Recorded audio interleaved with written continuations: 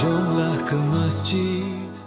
Assalamualaikum warahmatullahi ta'ala wabarakatuh.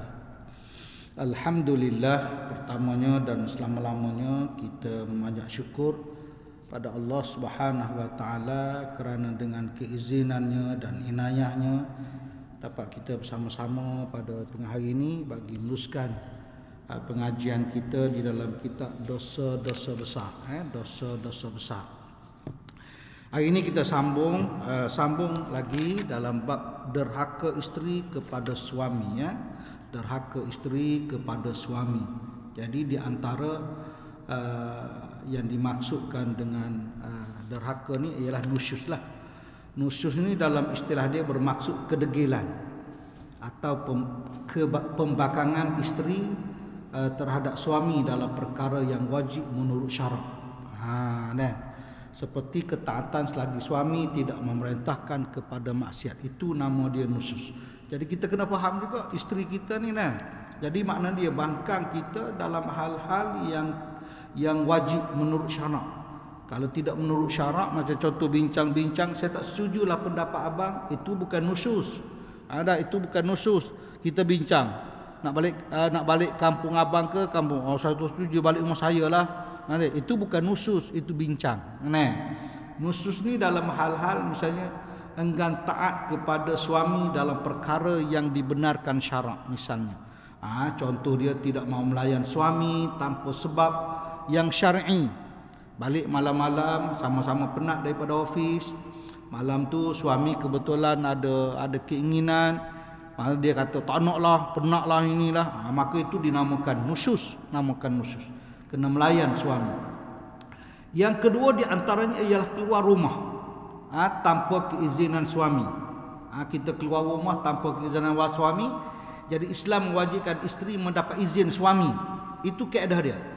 Sebelum keluar rumah kena minta izin dengan suami dulu, kecuali dalam keadaan darurat atau keperluan yang diizinkan oleh syarak.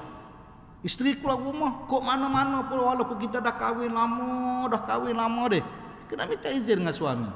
Kita sekarang ni mudah, ada handphone ada telefon, mesej je lah, abang duduk office ni, saya kena keluar ni, gini, izin tak saya keluar? Okeylah, tak ada masalah Ini keluar-keluar tengok-tengok isteri tak tahu duduk mana, balik-balik rumah kalau suami buat perangai, dia marah. Itu dia. Di antara lagi ialah membuka aurat atau berhias. Berhias secara berlebihan di luar rumah.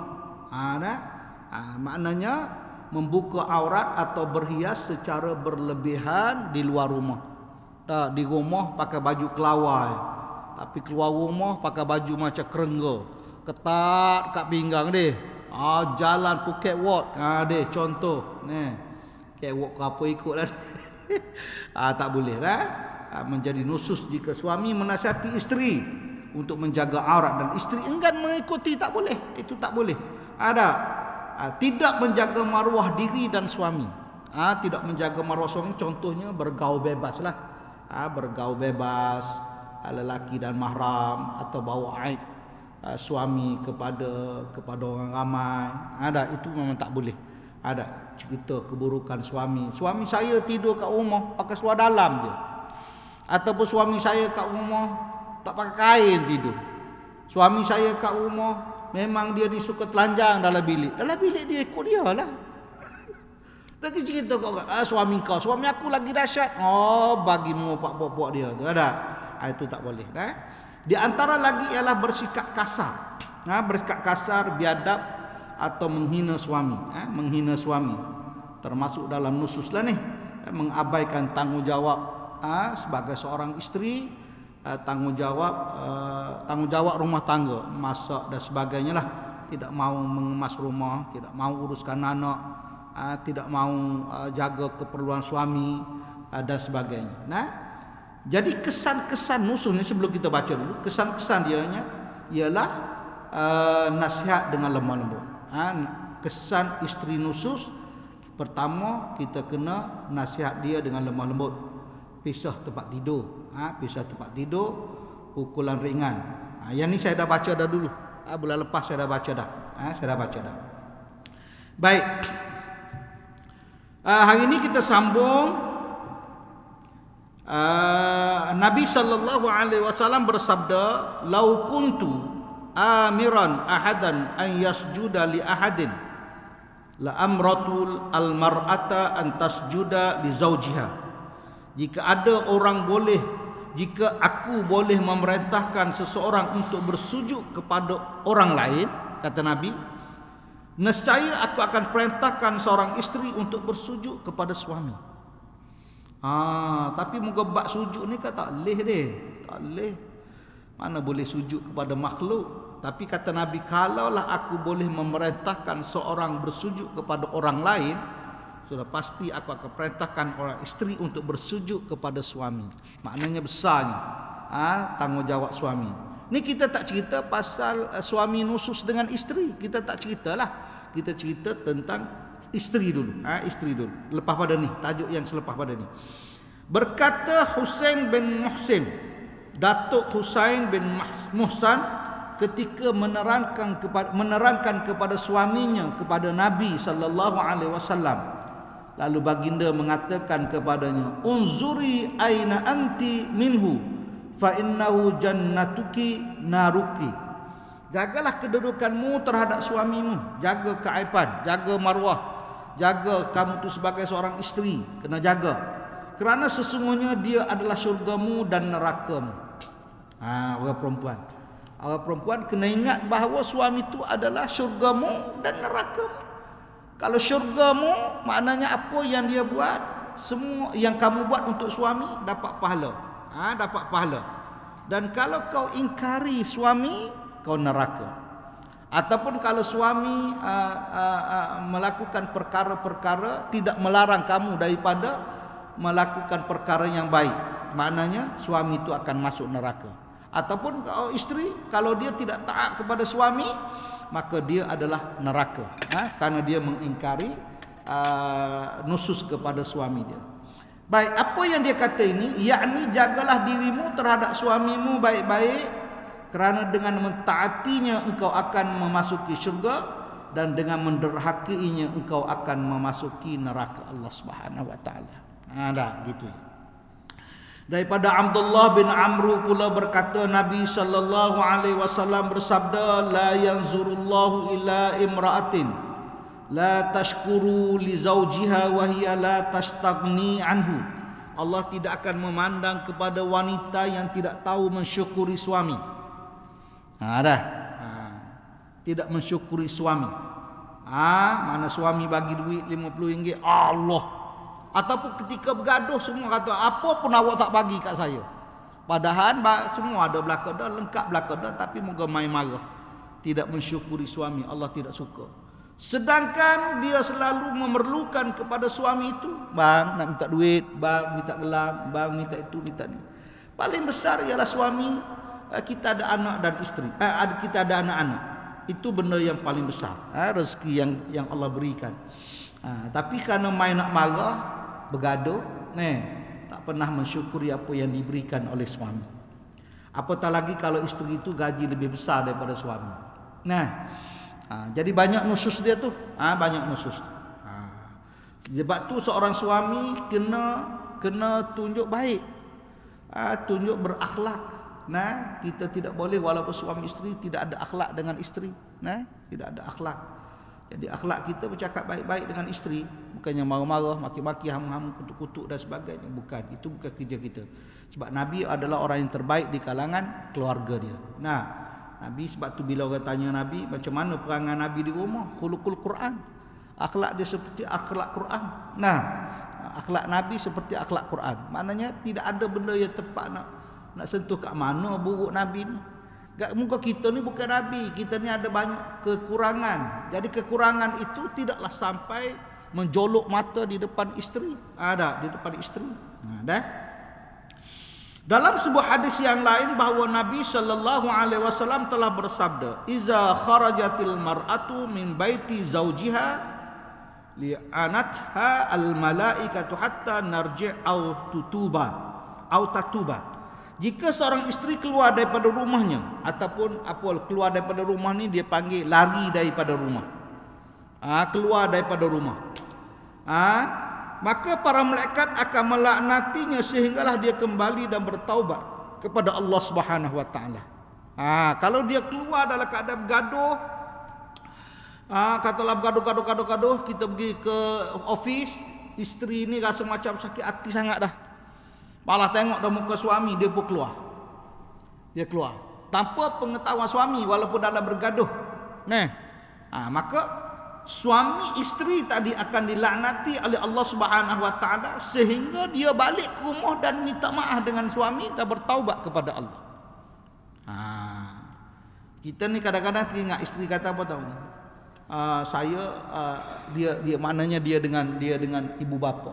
Seorang isteri wajib taat suami daripada ibu bapa. Bukan tak taat, tetapi lebih suami daripada ibu bapa. Seorang suami lebihkan ibu bapa daripada isteri.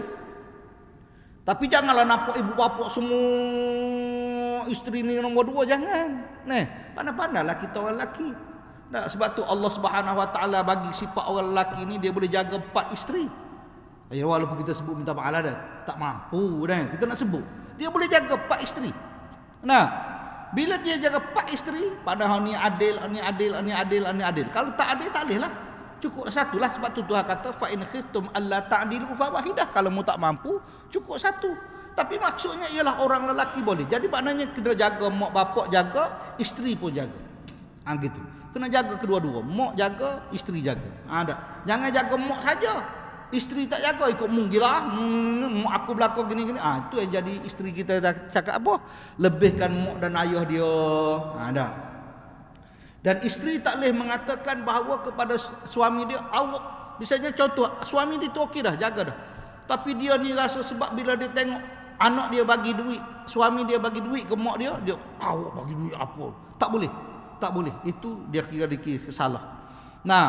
Cuma suami tu pula cakap kepada isteri, abang nak bagi ke mak ni. Beritahu je. Kalau dia kata tak boleh. Asyik dia boleh, dia dapat semua. Mak tak boleh. Itu tak boleh. Isteri yang nusus nama dia. Isteri yang nusus nama dia. Sabda Nabi sallallahu alaihi wasallam lagi. Ayyumal imra'atin matat wa zawjuha anha radin wa dakhalatil jannah. Sesiapa isteri pun yang meninggal dunia sedang suaminya reda terhadapnya, maka dia akan memasuki syurga Allah Subhanahu wa taala. Nabi berkata, kalau dia meninggal dunia, suami dia reda, pergilah sayang, tak apalah, nanti kita jumpa di syurga. Maka isteri tadi dapat memasuki syurga Allah dengan keredaan suami. Dengan keredaan suami. Tapi sekarang ni orang lelaki yang mati dulu pada isteri tahu, jangan main-main.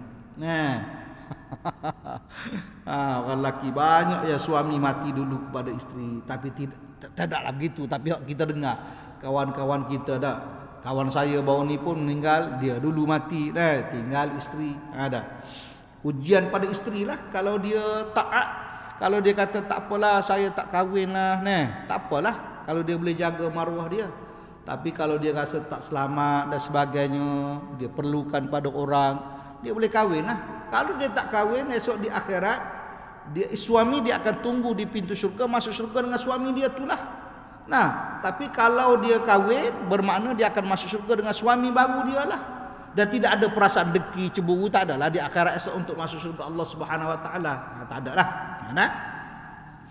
Jadi seorang isteri, sesiapa isteri pun yang meninggal dunia sedang suaminya reda terhadapnya, maka dia akan memasuki syurga Allah. Itu dia disebut oleh Nabi sallallahu alaihi wasallam, riwayat Tirmizi dan Ibnu Majah. Maka seharusnya seorang isteri meminta kerelaan suaminya dan menghindari diri dari membuat sesuatu yang dapat menyakitkan hatinya sehingga ia menjadi marah. Meminta kerelaan suami je, dan menghindari diri dari membuat sesuatu yang dapat menyakiti hati suami sehingga ia menjadi marah. Kena buat sesuatu, jangan buat sampai suami jadi marah lah. Tapi kita bincang benda ni, orang perempuan kata itu alik suami, alik saya, alik suami pula nusus. Itu nanti tu, jangan, nanti kita bincang sebelah tu. Jangan sekali-kali menolak kemahuannya bila-bila masa sekalipun. Suami nak macam mana pun kena tunaikan selagi tidak dalam keadaan, contoh kalau isteri dalam keadaan uzur, suami minta, tak boleh lah. Syariat haram tu. Dah. Tapi dalam keadaan apa pun isteri kena tunaikan. Lepas tu kalau katalah isteri tak mau katanya, kita tak sedut marah lah. Sebab kesian dia nanti. Sebab hanya benda tu saja kita bersabar ataupun kita buatlah sesuatu dan supaya Allah tidak laknat kepada isteri kita malam tu dia tidur. Kita pandai-pandailah. Ada. Dan jangan sekali-kali menolak kemahuannya pada bila-bila masa sekalipun. Tu yang tadi tu Ustaz sebut tadi. Dikarenakan sabda Nabi sallallahu alaihi wasallam, "Iza da'ar rajul imra'atuhu ila firashi falta'tihi wa in kanat 'ala tanuri." Jika suami mengajak isterinya menuju ke tempat tidurnya, maka hendaklah mendatanginya, datang terus. Kalau suami panggil, datang terus. Meskipun sang isteri masih di dapur sedang memasak. Kalau duk masak, Allah, cuma kita faham pula lah bila isteri masak takkan kita nak masak tu deh. Habislah makanan di dapur tu, bertenang bang, bertenang. Suami pula kena pandai mainkan peranan, sabarlah bang, dah masak ni. Lepas masak okeylah kan? Gitu. Faham tak? Tak payahlah tengah-tengah sangat deh. Gitu dah. Jadi maknanya kalau isteri sedang masak ke apa ke, dah habis dia masak tu kita jalanlah kerja kita. Gitu maksudnya. Tapi hadis Nabi sallallahu alaihi wasallam ini dia sebut walaupun sedangkan isteri itu sedang masak di dapur, kalau suami nak tinggal masak, pergi dapur. Pergi ke bilik air. Bilik ke bilik tidur. Ada gitu maksudnya. Tapi kita pula kena pandailah, takkan gula-gula di tengah mendidih tu kita nak terus dia tinggal. Gula tak dijadi macam-macam dah. Ikan di tengah goreng, kita nak awak tak boleh, kena dengar cakap saya. Habis goreng ikan tu macam mana? Hangit habis bertenang. Ada. Maka kata para ulama, jika isteri tersebut dalam keadaan berhalangan. Apa halangan dianya? Masalah haid. Ataupun dalam keadaan nifas. Haid atau dalam keadaan nifas, maka tidaklah boleh dibenarkan mendatangi isteri dalam haid dan nifas. Nifas ni maknanya selepas beranak tu lah. Haid tu dalam haid lah 7 hari, 8 hari, 9 hari, 14 hari. Ada. Selepas batu mari juga darah, istihadah lah tu. Istihadah dibenarkan walaupun darah keluar. Sebab tu isteri kena tanda. Kita kena ingat. Kalau boleh kita tanda, kita ingatlah hari apa dia datang, berapa hari, seminggu. Lepas seminggu tanya, suci ke atau tidak lagi? Tak ada dah bang. Kalau tak ada dah bang, kena cek balik. Sebab suami ni kena beritahu isteri. Kadang-kadang isteri kata tak ada dah, tapi sebenarnya dia masih ada. Maksudnya ialah ambil kapas yang korek telinga tu ke, atau kapas yang banyak sikit, masukkan ke dalam paras dia. Masuk dalam paras, biar dia golek ke tepi paras, bibir paras tu masuk dalam. Kalau dia keluar masih ada lagi warna kuning, bermakna dia masih ada haid. Dia tak boleh mandi lagi. Itu kita orang lelaki. Masih ada lagi haid. Tapi kalau dia masuk, dia kata tak ada dah, saya nak mandi dah, nanti dulu. Sekarang ni masuk pukul dah. Dah masuk zuhur belum? Belum. Belum, nanti dulu. Masuk zuhur dulu. Azan zuhur, suruh dia ambil kapas, dia tengok ke dalam, tak macam ni. Kalau keluar, ada warna kuning lah bang. Mana dia tak boleh lagi. Zuhur tu dia tak boleh mandi lagi. Mandi biasa boleh lah, mandi wajib tak boleh. Lepas tu duduk tak lama, dia kena cek balik. Pertengahan waktu zuhur cek balik, tengok, ada lagi tak boleh. Dekat nak masuk waktu, masuk waktu yang lain pun dia kena buat macam tu. Ada. Kalau dah boleh baru dia kena mandi. Gitulah. Warna kuning. Kalau tak ada warna bersih, maka bersih dia boleh mandi. Kadang-kadang yang tu yang terabai, yang dalam tu. Dia duk kira 7 hari, 8 hari kira bersih lah. Pegang-pegang, bersih dah. Dia main ikut pegang ke atas je, bersih dah. Padahal dia mandi lagi dalam keadaan dia masih belum suci. Jadi kita yang orang lelaki kena peranan, kena beritahu isteri. Balik beritahu isteri, sebenarnya awak kira macam mana tentang haid awak ni. Nah, 7 hari 8 hari habislah bang. Jangan kira 8 hari 7 hari. Kok Allah Subhanahu Wa Taala bagi hari tu 8 hari, 9 hari, 10 hari, contoh. Adik, secara mudahlah, secara mudah. Ada, maka dia pun yang penting cek dalam tu. Kalau memang dah tak ada dah, ambil kapas tu, masuk dalam tu, cek. Cek. Jangan kita lah, biar dia lah cek. Nah, jangan bagi isteri cek, bagi dia tahu. Okey, tak ada dah. Tak ada warna putih bersih sesuci-sucinya. Maka mandilah. Gitu dah. Baik. Suami pun tidak dibolehkan menuntut haknya ke atas isteri. Itu hak suami lah. Tapi tak boleh kalau mari haid, mari nifas, tak boleh. Apabila sudah diberitahu bahawa isterinya sedang dalam haid dan nifas dan tidak boleh menggaulinya sehingga isteri sudah terlebih dahulu mandi apabila sudah bersih dari haid dan nifas. Gitulah. Sebagaimana firman Allah Subhanahu wa taala, fa'tazilun nisaa fil mahid wa la taqrabuhunna hatta yathurn fa iza tatahharna fa'tuhunna min haitsu amarakumullah. Kerana itu maka hendaklah kamu menjauhkan diri dari isteri yang haid dan janganlah kamu menggaulinya sehingga mereka bersih, yakni setelah mandi dan mereka telah bersuci bersih, maka bolehlah kamu menghampirinya sebagaimana yang diperintahkan oleh Allah kepada kamu. Itu makna perintah Allah pada isteri dalam keadaan haid, jauh. Jangan menggauli dia, jangan menggauli, jangan dekat. Takut-takut kita ni tergelincir. Ada tahu dia ada haid, kita ni duduk tengah gelojok-gelojok ni. Tak payah, sebab benda tu dalam keadaan haram. Haram di sisi Allah. Yakni kata Tuan Kitab, janganlah kamu menghampirinya untuk menjimaknya sehingga mereka bersih atau mandi dari sebab haid dan nifas itu. Berkata Ibnu Qutaibah, sehingga mereka bersih, yakni berhenti dari darah haid itu. Dan apabila mereka telah bersuci, yakni mandi mensucikan diri dari darah tersebut. Mandi akan adab salah. Wallahu a'lam bissawab. Setakat itu dululah. Hal ini sesuai dengan maksud daripada sabda Nabi sallallahu alaihi wasallam, man ata haidan aw imra'atan fi duburiha faqad kafara bima unzila ala Muhammad. Bila dah tak boleh kok depan, jangan menghampiri belakang. Jangan. Jangan menghampiri belakang. Belakang tu makna duburnya. Seperti mana yang Nabi sebut, barang siapa yang mendatangi isteri yang sedang haid atau mendatangi isteri pada duburnya, maka dia telah kufur dengan apa yang telah diturunkan pada Nabi Muhammad sallallahu alaihi wasallam.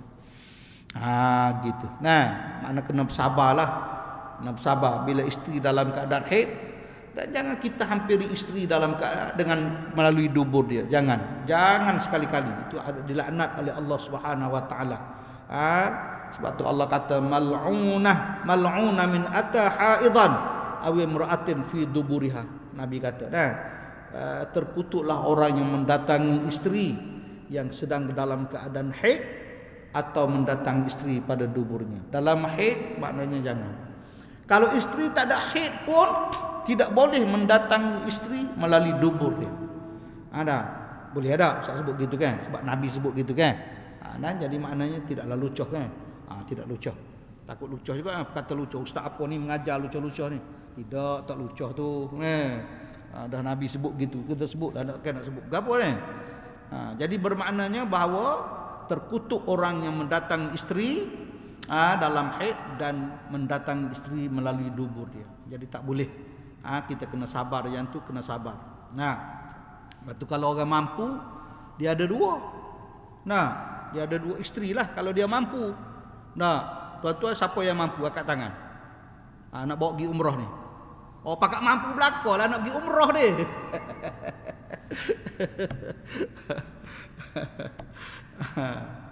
Jadi gitu. Tak boleh. Jadi takut-takut kita tergelincir, tersalah. Maklumlah, apa isteri saya reda. Tak, memang isteri reda. Tapi haram tetap haram. Haram tetap haram. Perkataan kufur di sini kata tuan kita, maknanya mengingkari, yakni jika si pelakunya tahu hukumnya namun ia tetap melanggar serta melakukannya tanpa menghiraukan hukum tadi, berarti ia telah mengingkari hukum yang dibawa oleh Nabi Muhammad sallallahu alaihi wasallam. Tapi perlu diingat, kufur yang disebutkan oleh Nabi tadi itu bukan kufur kafir, bermakna kafir dia tidak. Kufur bukan bermakna kafir. Demikian pula kutukan, jika diingkari hukum Islam berarti dia mengingkari hukum Allah dan Rasulnya, maka kerana itu terkutuklah orang itu. Tetapi jika ia melakukan kerana tidak tahu hukum atau jahil hukumnya, maka segeralah ia bertaubat. Moga-moga Allah merahmatinya dan mengampuni dosanya dan jangan kembali lagi melakukan perbuatan tersebut. Kalau dia jadi kafir, apa dia kata? Tak ada, halal je, tak ada apa, menghalalkan benda yang haram jadi kufur lah, kafir lah. Ada yang disebut oleh Nabi mal'una ataupun kufur tadi, faqad kafara ma unzila, kufur tadi ialah kufur nikmat Allah Subhanahu wa taala. Allah dah bagi, maknanya dia tidak mensyukuri, tidak mensyukuri nikmat yang Allah beri. Tapi maknanya bila ada halangan, dia tak boleh buat. Jangan kata kufur tu jadi kafir. Tak ada, tidaklah jadi kafir. Kafir ni bila sudah dia menghalalkan benda yang haram. Cuma dia buat tu dia tidak menghalal, dia dengan nafsu dia je. Dengan nafsu suami mendatangi isteri melalui dubur, nafsu dia je. Lepas tu selesailah. Tak adalah dia kata, bukan haram, tak haram, mana haramnya bini aku, ikut akulah. Ada. Nah, kalau dia kata begitu, baru bermakna menjadi kufur, mengharamkan benda yang halal di sisi Allah. Baik. Ada masa lagi Imam? Imam ada. Imam angguk. Tengok je tengah menulis. Nah. Dan darah nifas adalah seperti darah haid. Darah nifas ni seperti darah haid, dia kata. Hanya saja darah nifas itu sehabis melahirkan. Masanya pada kebiasaan selama 40 hari. Sebab tu orang yang beranak, bersalin ni 40 hari. Ada yang pergi panjang lagi 60 hari. Nah, isteri kita 40 hari. Tapi ada yang pergi 60 hari. Tak apalah. Atas dia mengaji lah, dia nak 40 boleh, 60 pun boleh. Ikut gilah. Atau orang-orang lah dia ngaji macam mana. Ustaz sebut yang sini je dulu. Jadi dalam masa isteri 40 hari ni lebih lama daripada 7 hari. Pening kuda lah kita.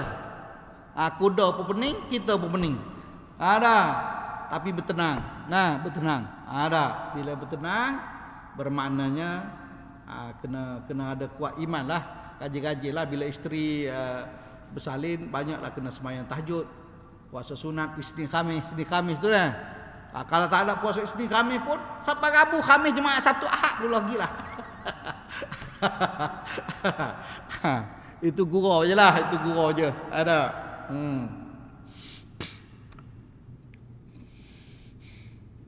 Maka ketika itu tidak dibolehkan isteri memperturutkan ajakan suaminya untuk bersetubuh. Isteri hanya boleh memperturutkan ajakan suami di luar masa haid dan nifas saja. Cuma ada satu kaedah. Cuma ustaz cerita semua lah kaedah tu. Nanti tak buat live. Ni tengah live. Dia boleh. Isteri dalam keadaan haid macam tu ataupun nifas bersalin macam tu, ada kaedah dianya. Ada kaedah dia. Gitu. Ataupun lepas pada ngaji ni bagi sedia RM50 seorang. Jadi kalau ada 500 orang, ada RM50 kali 500, kaya aku hari ni. Tak ada apalah. Benda yang boleh. Okey. Ajar dah. Kata ustaz ni nak duit. Dah duit lama dah nak duit. Kita ceritanya bahawanya benda tu boleh dibuat. Tak ada masalah. Ada mempergunakan apa itu semula. Kemudian perlu diketahui oleh sang isteri bahawa dia di bawah kuasa suaminya seperti seorang hamba sahaya. Seperti hamba sahaya. Isteri ni. Tu yang orang rasa dia nak kebebasan. Mana boleh, itu suami je, tapi hak lain saya berkuasa. Dia tidak boleh berbuat sesuatu bagi dirinya atau membelanjakan harta suaminya kecuali dengan izin sang suami. Tak adalah kita nak meletakkan dia hamba sahaya, dia isteri kita. Tidaklah hamba sahaya. Tapi seumpama apa yang dibuat oleh sang isteri, semua kena minta izin suami.